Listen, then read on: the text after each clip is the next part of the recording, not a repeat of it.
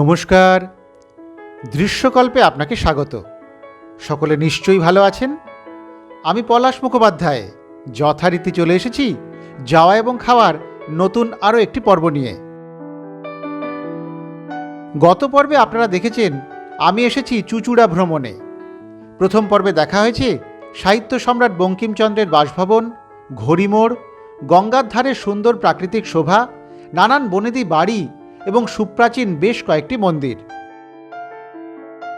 হুগলির এই সদর শহরের অনেক কিছু দেখে এবার চলেছি আরও অনেক কিছু দেখতে। রওনা দিয়েছিলাম তালডাঙ্গা বুড়ো শিবতলা থেকে। এবারে যাচ্ছি দয়াময়ী মন্দিরের দিকে। হুগলির সদর শহর চুঁচুড়া তার ইতিহাস, প্রাচীন ঐতিহ্য, সংস্কৃতি এবং বৈভবের কারণে বেশ সমৃদ্ধ। এত কিছু এখানে যে দেখবার আছে তা আমার এখানে আসার আগে জানাই ছিল না। তাই তো চুঁচুড়া ভ্রমণকে দুটি পর্বে ভাগ করতেই হলো।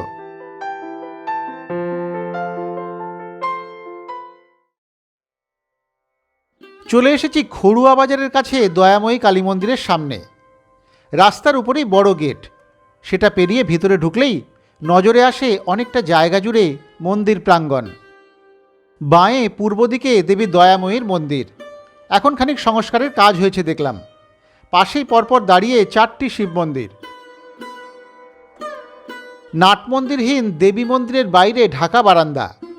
উপরের অংশ অনেকটা গম্বুজাকৃতি। ছোট ছোট সিঁড়ি ধাপের মতো উঠে গিয়েছে নিচ থেকে উপর পর্যন্ত। মন্দির বিশাল নয়, তবে ভারী সুন্দর তার গঠনশৈলী। বাদশাহ আকবরের রাজস্ব সচিব রাজা তোডরমল চুঁচুড়া অঞ্চলটি রেখেছিলেন জায়গিরদার জিতেন রায়ের তত্ত্বাবধানে। শাক্ত জিতেন ছিলেন দেবী কালিকার ভক্ত। তিনি মন্দির নির্মাণ করেন এবং দেবী দয়াময়ীকে প্রতিষ্ঠা করেন, এই জনশ্রুতি বাদশার আমল থেকেই। গর্ভগৃহে দেবী কালিকার বিগ্রহ উচ্চতায় আন্দাজ 1.5 থেকে 2.25 হাত। কোষ্ঠী পাথরে নির্মিত দক্ষিণা কালী। দেবীর সামনের দিকে দিগম্বর মহাদেবের মাথা। সাদা ধবধবে পাথরের বেদিতে মহাদেব শুয়ে আছেন দয়াময়ীর পদতলে। কুচকুচে কালো নয়, হালকা খয়েরি আভাযুক্ত কালো পাথরে নির্মিত দেবীর বিগ্রহের আকর্ষণই আলাদা। টিকলো নাক, এলোকেশির কেশদাম হাঁটু ছাড়িয়ে। বিগ্রহের মুখমণ্ডল সামান্য লম্বাটে, গোলাকার নয়। দেবীর ত্রিনয়ন এবং জিহ্বা স্বর্ণমণ্ডিত। কণ্ঠহার, মুন্ডমালা, হাতের খড়গ রূপোয় তৈরি। পূর্ব দিকে অবস্থিত পশ্চিমমুখী কালী মন্দিরের উত্তর দিকেই সারি বেঁধে শিব মন্দিরগুলি অবস্থিত। এখানে নাট মন্দির অনুপস্থিত, কিন্তু মন্দিরের সামনে রয়েছে সুবিশাল খোলা উঠোন, যেখানে রয়েছে গাছপালাও।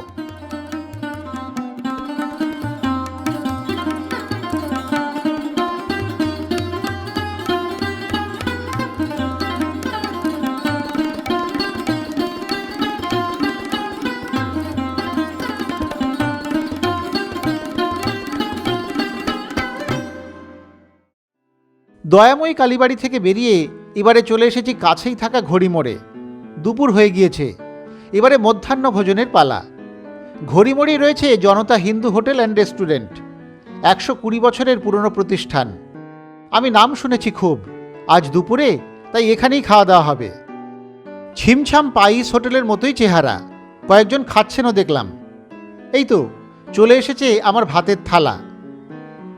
খুব বেশি কিছু নেই, ভাতের সঙ্গে আলু ভাজা, ডাল এবং একটি তরকারি। এর সঙ্গে আলাদা করে মাছ, মাংস বা ডিম নিতে হয়। আমি অবশ্য নিয়েছি মাটন কারি। রান্নার স্বাদ অবশ্য আমার ব্যক্তিগতভাবে খুব আহামরি কিছু লাগেনি। খাসির মাংসটা পাতলা স্টুয়ের মতো। তবে যারা হালকা পাতলা রান্না পছন্দ করেন তাদের জন্য ভালোই। তবে একটা কথা না বললেই নয়, বহু জায়গাতেই তো যাই, বিভিন্ন জায়গাতে খাওয়া দাওয়া হয়, সব জায়গাতেই পেঁয়াজের টুকরো পাওয়াই যায়, কিন্তু এখানে একটা পেঁয়াজের টুকরো চেয়েও আমি পাইনি। 2 পিস মাটন দিয়ে আমার দাম পড়ল মোট 180 টাকা এই প্লেটের। খাওয়া দাওয়া সেরে বেরিয়ে পড়েছি এখান থেকে। হোটেলের সামনে রাস্তা ধরে বেশ কিছুটা গিয়ে এবারে বেঁকে যাব বাঁ দিকে। এই পথ ধরে আমি চলেছি মতিঝিলের দিকে। মিনিট 7 সময় লাগবে দেখাচ্ছে গুগল।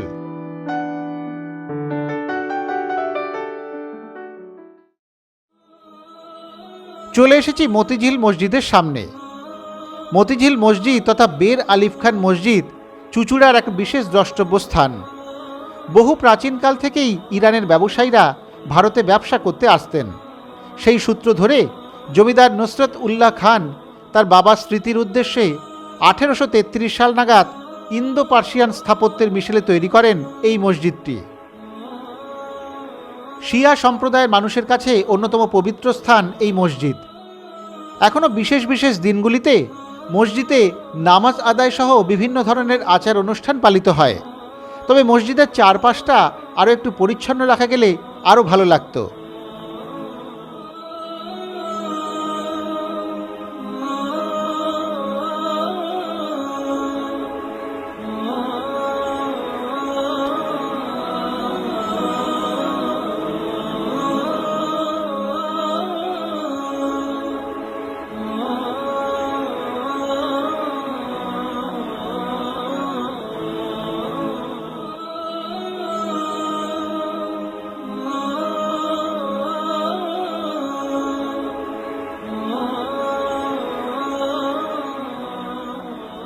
মতিঝিল মসজিদের ঠিক পাশে আছে মতিঝিল, বড় একটা দিঘি।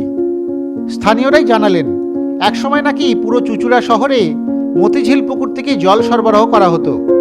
বর্তমানে যেখানে দিঘিটি আছে সেখানে একসময় হেদো পুকুর, মক্কা পুকুর এবং মতিঝিল পুকুর নামে 3টি পুকুর ছিল।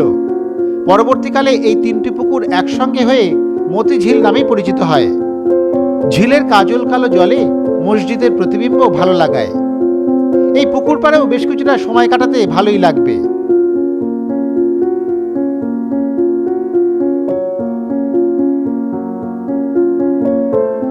মতিঝিল পুকুরের পাশে রাস্তার কোণেই রয়েছে একটি ছোট্ট দরগা বা মাজার।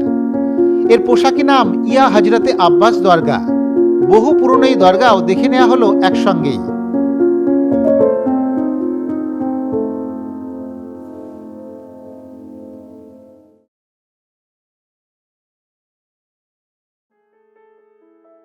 এবারে রওনা দিলাম এখান থেকে।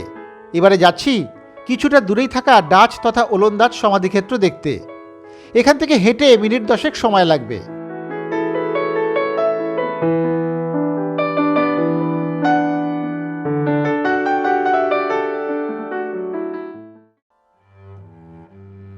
চলে এসেছি ডাচ সমাধিক্ষেত্রে। এখানে প্রবেশে কোনো রকম বাধা নিষেধ নেই। নিরিবিলি পরিবেশ এবং গাছের ছত্রছায়ায় এই সমাধিক্ষেত্রটি ভালোই বেশ। তবে সময়ের বিবর্তনে আশপাশ জুড়ে গড়ে উঠেছে পাকা দালান বাড়ি। ভারতীয় পুরাতত্ত্ব বিভাগের তত্ত্বাবধানে রয়েছে এই সমাধিক্ষেত্রটি। 18-19 শতকে চুঁচুড়ায় বসবাসকারী ডাচরা এই সমাধিক্ষেত্রটি প্রতিষ্ঠা করেন। অনেকটা বড় এলাকা জুড়ে এই সমাধিক্ষেত্র। সমাধিক্ষেত্রটি মূলত 2টি ভাগে বিভক্ত। একদিকে রয়েছে ডাচ বা ওলন্দাজদের সমাধি, অন্যদিকে রয়েছে ইংরেজ এবং স্থানীয় কিছু মানুষের সমাধিস্থল। ওলন্দাজ গোরস্থানে পাওয়া সবচেয়ে পুরনো কবরটি হল কর্নেলিস ডে জংয়ের, যিনি মারা গিয়েছিলেন 1743 সালে। আর সময়ের দিক থেকে এখনকার সবচেয়ে নবীন যে কবরটি পাওয়া গিয়েছে সেটা এমা ড্রাপারের। মৃত্যু হয়েছিল 1847 সালে। এই সমাধিক্ষেত্রে রয়েছে ডাচ ইস্ট ইন্ডিয়া কোম্পানির শেষ গভর্নর ড্যানিয়েল ওভারবিকের সমাধি, যিনি 1840 সালে মৃত্যুবরণ করেন। প্রাচীন এই কবরখানার নামে কেবল ওলন্দাজদের উল্লেখ থাকলেও ডাচদের পাশাপাশি ইংরেজদের বেশ কিছু কবর আছে এখানে। এছাড়াও রয়েছে রবার্ট মে, স্টার থমাস সহ বেশ কিছু বিখ্যাত ব্যক্তিদের সমাধি। তবে 1993 সালের ভয়াবহ ঘূর্ণিঝড়ের প্রভাবে এই সমাধিক্ষেত্রটি বেশ ক্ষতিগ্রস্ত হয়। ইন্দো ডাচ স্থাপত্যের নিদর্শন পাওয়া যায় বেশ কিছু সৌধে। সমাধিক্ষেত্রের আশপাশ জুড়ে রয়েছে ছোট ছোট রাস্তা, যাতে খুব ভালোভাবে দর্শন করা যায় এই সমাধিক্ষেত্রটি।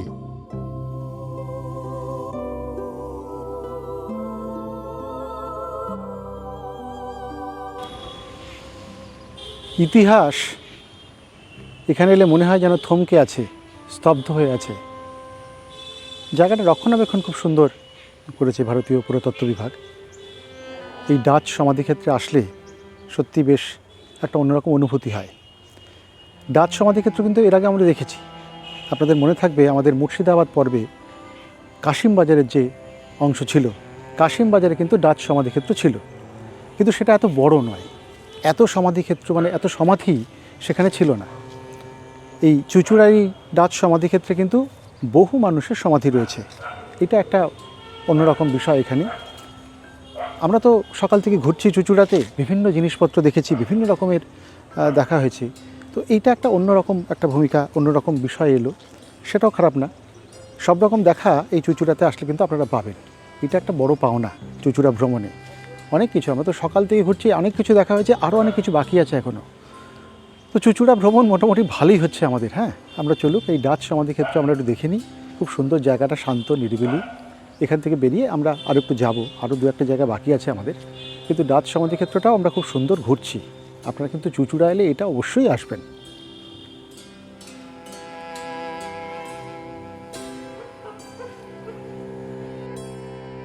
সত্যি আর্কিওলজিক্যাল সার্ভে অফ ইন্ডিয়া এই সমাধিক্ষেত্রে সুন্দর রক্ষণাবেক্ষণ করেছে। খুবই পরিচ্ছন্ন চত্বরটি। আর সত্যি কথা বলতে গেলে নিরিবিলি পরিবেশ এবং গাছগাছালির ছায়া ঢাকা এই সমাধিস্থলে সময় কাটাতে খুব একটা খারাপ লাগবে না।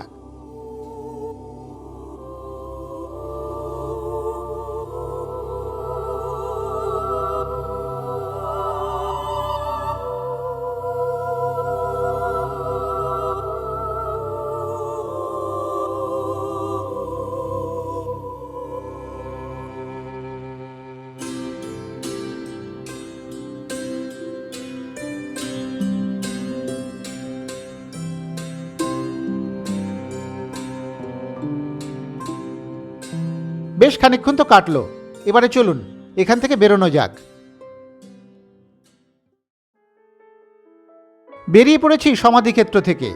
এবারে যাব সুজানা আনা মারিয়ার সমাধি দেখতে। তিনি কে পরে বলছি। বেশ ইন্টারেস্টিং সেই নারীর গল্পটি। তবে সেখানে যাওয়ার আগে একটু ঘুরে যাব বুনো কালীতলা।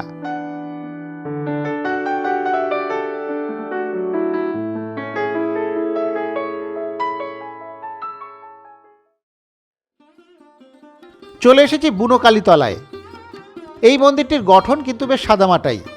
পিরামিড আকারে চারচালাযুক্ত একতলা এবং এর স্থাপত্যে আধুনিকতার ছোঁয়া। এই বুনো কালী মন্দির তার ডাকাত সম্পর্কিত ইতিহাসের জন্যই পরিচিত। জনশ্রুতি, ঘনা ডাকাত এই কালীর প্রতিষ্ঠাতা। পরে স্থানীয় মৎস্যজীবী বটু মান্না মাকে পুকুর থেকে উদ্ধার করে পুনঃপ্রতিষ্ঠা করেন। যদিও এর নাম বুনো কালী, তবে এটি এখন বৈষ্ণব মতেই পূজিত হয় এবং মানত পূরণের জন্য ছাগলের কান কেটে বেলপাতায় অর্ঘ্য দেওয়ার রীতি প্রচলিত আছে। তবে মন্দির এখন বন্ধ, তাই ঢোকার উপায় নেই। বাইরে থেকেই যতটুকু দেখা যায় সেটুকুই দেখে নিলাম আমরা।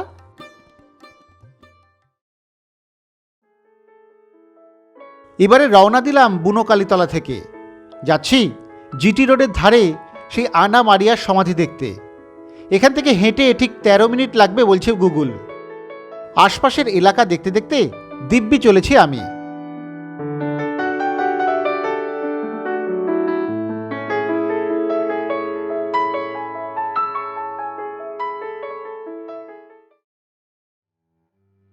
চলে এসেছি জিটি রোডের ধারে প্রিয়নগর এলাকায়। এখানে রাস্তার পাশেই আছে সেই সমাধিটি। চলুন তাহলে কাছে যাওয়া যাক। ভারতীয় পুরাতত্ত্ব বিভাগের তত্ত্বাবধানে রয়েছে টম্ব অব সুজানা আনা মারিয়া, তথা বাংলায় যাকে বলে সাত বিবির গোরস্থান। বেশ সুন্দর জায়গাটি। এখানেও রক্ষণাবেক্ষণের ছাপ স্পষ্ট। সুজানা আনা মারিয়ার সমাধিটিও দেখবার মতো। কিছুটা গ্রিক স্থাপত্যের সঙ্গে ইন্দো ডাচ স্থাপত্যের মিশেলে সাদা রঙের এই সৌধটি। আশপাশের ছোট বাগানের মধ্যে গাছের ছত্রছায়ায় সমাহিত সুজান্না আনা মারিয়া তার ইতিহাসের গল্প আমাদের মাঝে মাঝে জানান দিয়ে যাচ্ছে। সুজান্না আনা মারিয়া এমনই এক চরিত্র যাকে নিয়ে তৈরি হয়েছিল বলিউডের বিখ্যাত সিনেমা 7 খুন মাফ। বিখ্যাত লেখক রাস্কিন বন্ডের সুজানাস 7 হাজব্যান্ডস বইটি থেকেই সেই সিনেমার উৎপত্তি। সুজান্না আনা মারিয়া পশ্চিম ইউরোপের এক ছোট্ট দেশ নেদারল্যান্ডে জন্মগ্রহণ করেন, যিনি পরবর্তীকালে 1759 সালে এক ডাচ ব্যবসায়ীকে বিয়ে করে চলে আসেন চুঁচুড়া তথা তৎকালীন ডাচ ইস্ট ইন্ডিয়া উপনিবেশে।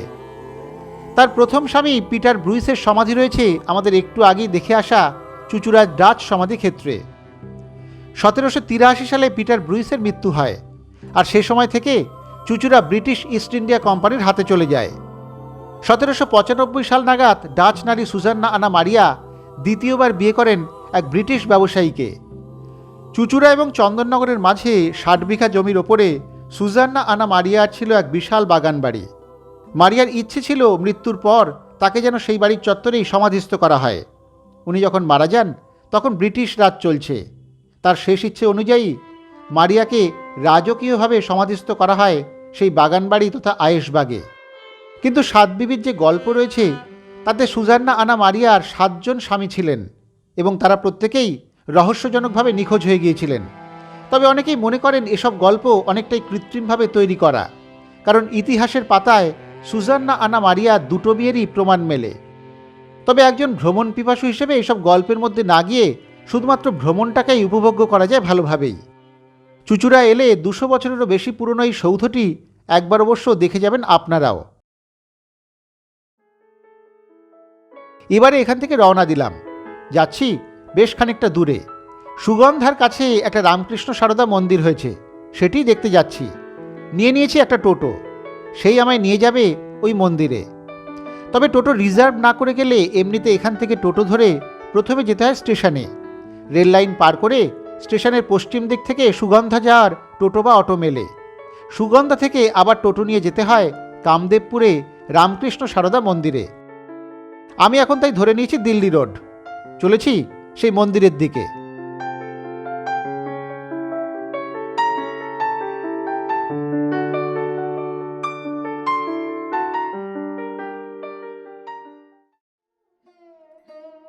চলে এসেছি আমার গন্তব্যে। খুব সুন্দর মনোরম পরিবেশে অবস্থিত এই রামকৃষ্ণ সারদা মন্দিরটি। কামদেবপুরের এই মন্দিরটির দূরত্ব সুগন্ধা মোড় থেকে 1.5 কিলোমিটার মতো। বড় গেট দিয়ে ভিতরে প্রবেশ করলেই ভালো লাগে। আশ্রম চত্বরে ফুল এবং ফল গাছের পরিপাটি সংসার, শান্ত স্নিগ্ধ পরিবেশ। খানিকটা এগোলেই নজরে আসে কার্যালয়। সেখানে রামকৃষ্ণ মিশনের বিভিন্ন পণ্য যেমন বই, ব্যাগ, ধূপ, আচার, পাঁপড়, ছবি ইত্যাদি বিক্রি হয়। এখানে কিন্তু ভোগ খাওয়ারও ব্যবস্থা আছে। প্রতিদিন দুপুর 12:30 থেকে ভোগ প্রসাদ বিতরণ করা হয়। বিশেষ দিনগুলিতে বিশেষ ভোগ প্রসাদ রান্না করা হয়। আগে এসে কুপন সংগ্রহ করে নিতে হয়। এখানে থাকার ব্যবস্থাও আছে। খুবই নামমাত্র অর্থের বিনিময়ে থাকা খাওয়া যায়। এবারে চলুন মন্দিরের দিকে যাওয়া যাক। সবুজের মধ্যে থাকা মন্দিরটি দেখতে বেশ সুন্দর। মন্দিরের সামনে একটা বাঁধানো চাতাল। এখানে চাতালের পাশে গাছগাছালির মধ্যে বসবার ব্যবস্থাও আছে। ভালোই লাগছিল জায়গাটা। আমিও একটু বসলাম এখানে। অন্যরাও এসেছেন দেখলাম। মন্দির খোলা থাকে সকাল 7:30 থেকে 12টা এবং বিকেল 4টে থেকে সন্ধ্যে 7:30 পর্যন্ত। মন্দিরের ভিতরে শ্রী রামকৃষ্ণ, মা শারদা এবং স্বামী বিবেকানন্দের প্রতিকৃতি রয়েছে। অন্যান্য মন্দিরের মতোই শান্ত নিরিবিলি পরিবেশ। সব মিলিয়ে এই আশ্রম এবং মন্দির চত্বরটি বেশ ভালোই লাগলো আমার।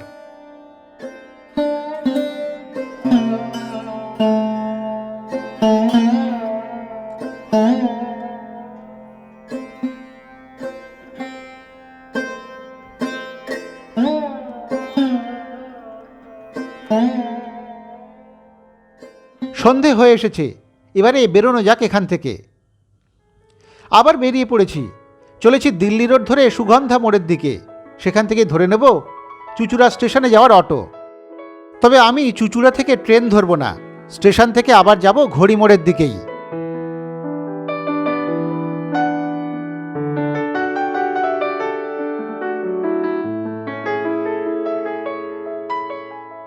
চুচুড়া স্টেশন থেকে ধরে নিয়েছি টোটো। চলেছি ঘড়ি মোড়ের দিকে। সন্ধ্যের আলোকোজ্জ্বল চুচুড়া দেখতে দেখতে যাচ্ছি আবার সেই ঘড়ি মোড়ে। এই নিয়ে আজ 3বার যাচ্ছি ঘড়ি মোড় এলাকায়। আমার সকালে এবং দুপুরে দেখা ঘড়ি মোড়ের ছবিটা এখন অনেকটাই আলাদা। ঐতিহাসিক সেই ঘড়িও এখন আলোকসজ্জায় সজ্জিত। ভারী সুন্দর লাগছে দেখতে। এখন বেশ ব্যস্ত এই এলাকা। এবারে বলি আবার কেন এখানে এলাম। ঘড়ি মোড়ে আছে ব্যানার্জি কেবিন। এখানেই সন্ধ্যের জল খাবারটা খাবো আমি। চলে এসেছি ব্যানার্জি কেবিনে। এটিও পুরনো দোকান। এখানে দুপুরের ভাতও পাওয়া যায়। তবে মধ্যাহ্ন ভোজনে আমরা পাশেই থাকা জনতা হোটেলকেই বেছেছিলাম। এখানে খাবার আছে অনেক কিছুই, মেনু কার্ডে লম্বা লিস্ট। তবে এখন আমি খাবো এখানকার নামকরা ফিশ ফ্রাই। সেই সঙ্গে নিয়েছি ব্যানার্জি কেবিনের বিখ্যাত ব্রেড পুডিং। উপরে চকলেট, নিচে ক্যারামেল দেওয়া পুডিং দারুণ খেতে। আমার তো খুবই ভালো লেগেছে। ফিশ ফ্রাইটিও বেশ ভালোই। পুডিংয়ের দাম 40 টাকা পিস, আর ফিশ ফ্রাই 75 টাকা পিস। সব মিলে ব্যানার্জি কেবিনের সন্ধ্যের খাওয়া দাওয়া ভালোই হলো। একে বলাই যায় মধুর এনো সমাপয়েত। ঘড়ি মোড় থেকে শুরু করেছি হাঁটা। এখান থেকে মিনিট 5 হেঁটে গেলেই ফেরিঘাট, সেদিকেই চলেছি আমি। ফিরে যাব একইভাবে যেভাবে এসেছিলাম। গঙ্গা পার করে নৈহাটি থেকে ধরে নেব দমদম যাওয়ার ট্রেন।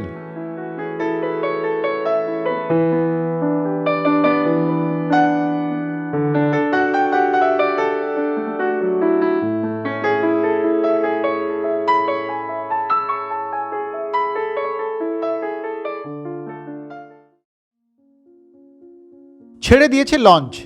সন্ধ্যের গঙ্গা এবং গঙ্গাপাড়ের আলো দূরে সরে যাচ্ছে একটু একটু করে। সারাদিন ধরে ঘুরেছি চুঁচুড়াতে। কত কিছু দেখা হলো সকাল থেকে সন্ধে পর্যন্ত। দারুণ একটা বেড়ানো। এবারে যেতে যেতে চুঁচুড়ায় আসা যাওয়া নিয়ে একটু আলোকপাত করা যাক। ট্রেনে এলে হাওড়া বা বালি থেকে Bardhaman local, Bandel local, Katwa local সহ আরও বেশ কিছু ট্রেন ধরে চলে আসা যায় চুঁচুড়া। এছাড়াও আসতে পারেন আমার মতো করেও। শিয়ালদাহ বা দমদম স্টেশন থেকে নৈহাটি আসতে হবে। এরপর নৈহাটি ফেরিঘাট থেকে লঞ্চে গঙ্গা পার করে সহজেই পৌঁছানো যায় ওপারেই থাকা চুঁচুড়া শহরে। কথা বলতে বলতে আমি চলে এসেছি এবারে নৈহাটিতে। চলুন লঞ্চ থেকে নেমে ট্রেন ধরে নিই আগে। সুন্দর বসে গেছি নৈহাটি লোকালে, ছেড়েও দিয়েছে ট্রেন। এবারে আবার আসি যাতায়াতের বিষয়টিতে। গাড়ি বা বাইক নিয়ে গেলে কল্যাণী এক্সপ্রেসওয়ে হয়ে ঈশ্বরগুপ্ত সেতু পার করে ব্যান্ডেল হয়ে চুঁচুড়া চলে আসা যায় সহজে। এছাড়াও জিটি রোড ধরে বা ডানকুনি থেকে দিল্লি রোড ধরেও চুঁচুড়া আসা যায়। তাছাড়া ত্রিবেণী, বাঁশবেড়িয়া, হুগলিঘাট, ব্যান্ডেল, চন্দননগর থেকে অহরহ অটো, ম্যাজিক গাড়ি সহ বড় বড় জিপ গাড়িও যাচ্ছে চুঁচুড়াতে। জেলা সদর বলে জেলার বিভিন্ন জায়গা থেকেও চুঁচুড়ার বাস মেলে। খাওয়া দাওয়ার কোনো অভাব হবে না। চুঁচুড়ায় প্রচুর বিকল্প খাবারের। হোটেল, রেস্টুরেন্ট, ফাস্টফুডের দোকান সবই আছে। রাত্রিবাসের জন্য বেশ কিছু হোটেলও আছে, নেটে তাদের খোঁজ মিলে যাবে। আজ তাহলে এখানেই শেষ করি। আবার ফিরে আসব সামনের বুধবারে অন্য কোথাও যাওয়া এবং খাওয়ার গল্প নিয়ে। ততক্ষণ সকলে ভালো থাকুন, সুস্থ থাকুন। এভাবেই দেখতে থাকুন দৃশ্যকল্পের চ্যানেল ও যাওয়া এবং খাওয়া।